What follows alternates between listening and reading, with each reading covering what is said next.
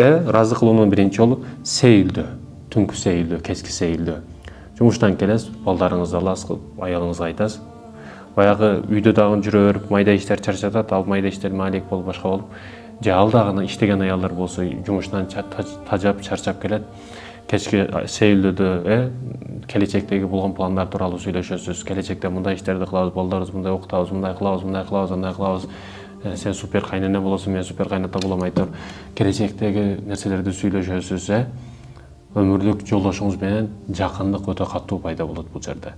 Ошол ашыкча стресстерден арыласыз, парктарга, бактарга чыгат экенсиз, ошентип балдарыңызды ойнотуп келип эле жатып албастан ары карап, жок, маани бериш керек.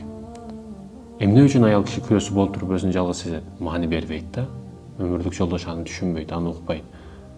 Ага телефон болсо болду, келет телефонго, телевизорго карайт, жатат, ошол болду.